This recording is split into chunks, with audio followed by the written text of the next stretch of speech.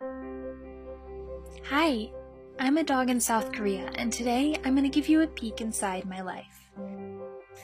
For most who enter this world, the first day on planet Earth is a happy one, filled with love and celebration, and for the really lucky ones, a warm blanket, a family, and a home.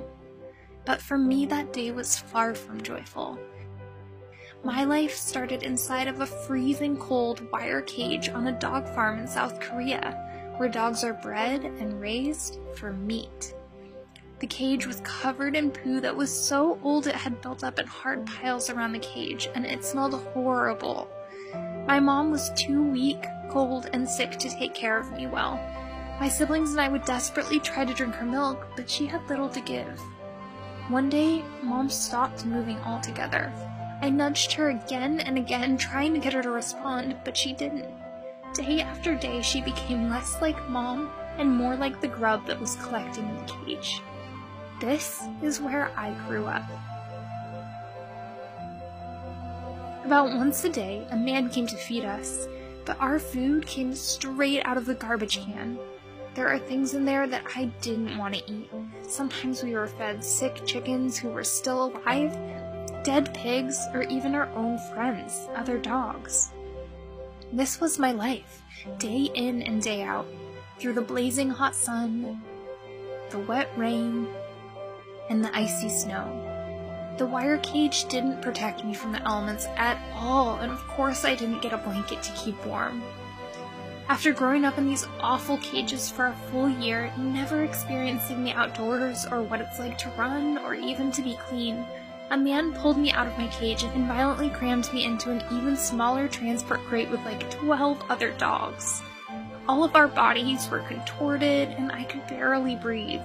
There was howling and barking all around me and I was in such terrible pain. Then they started shoving this pipe into our cage to try and make more room for more dogs.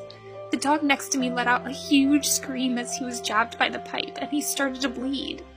Then they grabbed our cage and they threw it onto the truck like a crate of potatoes, and we landed on top of countless other cages stuffed with dogs. We were all completely immobile and without any idea why or what would happen next. Hour after hour ticked by as we bumped along in the car without food or water.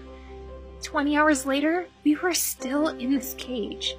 I could feel some of the dogs going limp around me, unable to cling to life any longer. Finally, the truck pulled to a stop. Someone grabbed the crate I was in and kicked it off the truck, and we went crashing to the ground.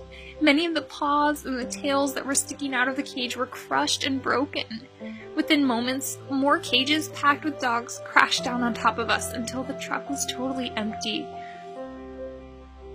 Then I watched from inside my cage as the men grabbed dogs and hung them up, beat them, and killed them.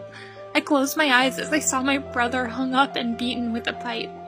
I wanted to help him, but I could barely even move. Then one of the men came toward me.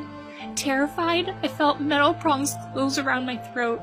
I was torn out of the cage and dragged by my exhausted body against the gravel. He hit my head with a pipe and threw me onto the table.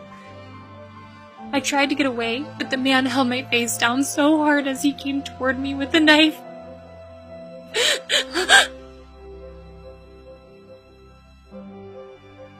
This is what 5 million dogs go through every year in South Korea, just for the sake of meat. Many of the dogs come from farms like this, but others are strays taken off the streets, or family pets that were bought or stolen. They're killed in all sorts of barbaric ways, from hanging, to beating, to throat slicing, to electrocution. Some dogs are slaughtered on farms, while others are killed at slaughterhouses, dog meat restaurants, or even people's backyards. Every 13 seconds, a dog is slaughtered for human consumption.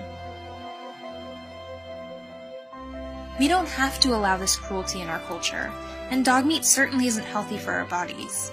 We can thrive on a plant-based diet, which is healthy, humane, and eco-friendly. So for all of the dogs who have feelings and want to live life every bit as much as you and me, please say no to meat and choose compassion for them, for us, and for our planet.